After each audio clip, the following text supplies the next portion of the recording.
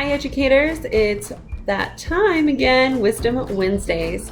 I don't know about you guys, but I need some creative ideas for digital learning and virtual learning online, obviously. Virtual is online.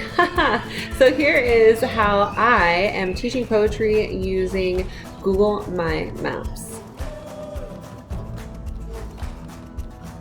So My Maps, if you don't know how to get to it, one of the easiest things you can do is search Google My Maps. And this is what you need. You need My Maps because you're going to create your own map. And that's really, really important.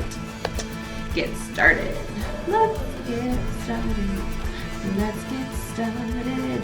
Create a new map because we're gonna teach haiku right now. Alright, so untitled map, we want to title it, right? Alright, haiku lesson.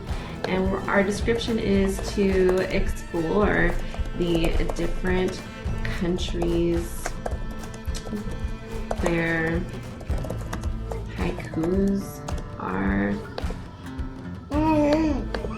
where haiku poems are found, and fill out the Google Doc. Graphic organizer. Alright, so when I teach, I sing usually a lot when I teach. So, alright, we're gonna do Tacoma, Washington, USA first, because I know that's where one of these things are found. So we're gonna add it to the map. I'm gonna edit it, and right here we're going to find where our Tacoma person, yep, Richard. So what I'm going to do is I'm going to highlight the title of the poem, copy paste it. I just use the keys Control C. You can also right click and do copy for those of you who don't do this on a regular basis. I pasted it by doing Control V. You can also right click and click paste. There's two ways to do everything. Now what we need to do is copy and paste the link to the poem. Now students can click here and go to that poem directly. Now they know that the poem that they're going to be reading is from this place on the map. And what's cool is we're gonna zoom out, and then we see this is from the US. Now the next one that we are going to put in is from Japan, which is much more of a common place to find haikus. I am using my touch screen to scroll over to Japan. I'm going to add a spot to the map from Japan. I just type it in, and then I add it to the map, and then we click on the edit button, and we are going to call this one the light of a candle, and we're going to copy and paste the link. What we're going to do is also add in the Sijo. This is from Korea. This is the Korean style haikus. And so what they're going to do is go to this website. I'm going to control paste, control copy, control paste. So they'll read about it, they'll see these options, and I'll put more details in the instructions here in a minute. I just want to make sure that I have all the places and things that I want to be on here. So where exactly did it come from? After you add it to the map, you just copy paste the link that you want to be on the pin. You retitle it up here, and you click save. So the other things that you can do is change the colors of the pins so that they stand out more.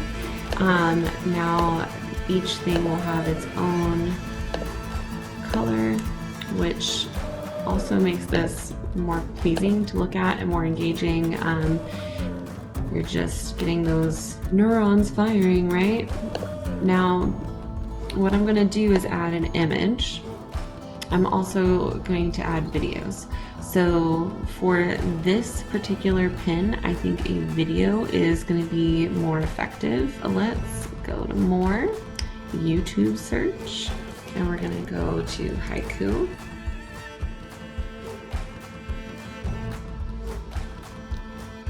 We're going to teach them how to write a haiku with this. So now they're going to look at the link, what is a haiku and how to write a haiku.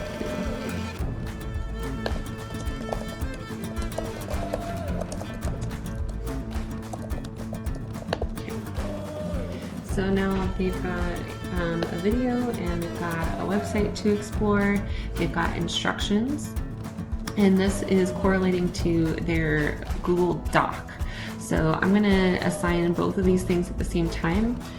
So I've gone back and I've clicked edit, and I've added in instructions that align with this Google Doc that they're going to be assigned. I've added in the link to the My Maps. So you just click share and you get the link up here, you copy paste it, put it in here, you left click the little edit link and you type in here and you click apply. I have instructions and a picture that go with everything. I've done it for Japan as well. They know now that this is activity 2, read and analyze this poem. It's called The Light of a Candle. And here's a little picture. I could put a candle in there as well. I can add as many photos as I want. And then finally, I want to edit this. So to edit it, again, you just click that. And this is activity number, I'm gonna go back to my reference sheet. Yep, it is number 3. I have to save it and then I click that. And then I'm going to go to Tacoma, Washington. And we're going to pick, I like that, but we should get it mounted in there. Alright, and then we save it. And now we've got pretty things on the map everywhere they click. Finally, that 4th activity where they're going to create their own haiku, I want to go back here and make sure I label this so that this is step 1, and then the video is activity number 4, so that everything here is very clear on what they're going to be doing. They'll begin and end here.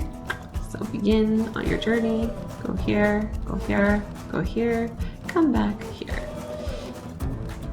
Using this as their guide, and they're going to be able to type into this.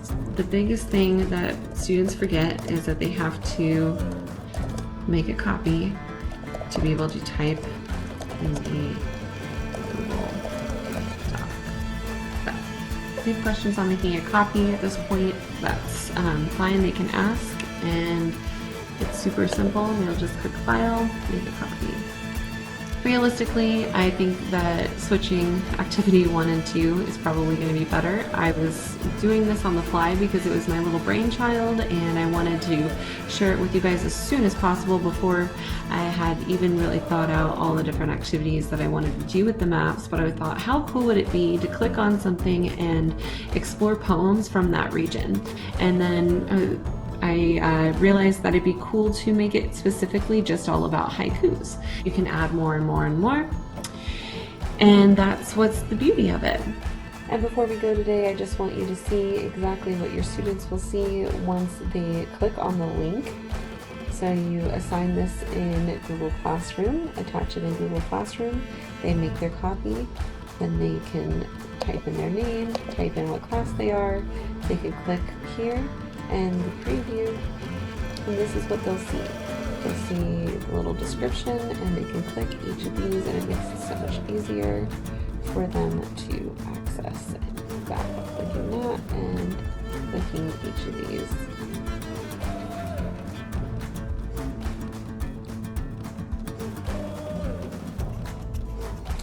And that is what it'll look like. What I'm going to do is take this and put it up at the top, because as a student, that's what they're going to be looking at. Like, oh, this is obviously first, then this is obviously second, this is obviously third, and that's obviously fourth. And now it's in order based on what activities they should complete when, which is even better, because the more organized that your activities and lessons can be, the easier it is for students to complete them, especially if they're doing everything online and need to be able to figure it out on their own.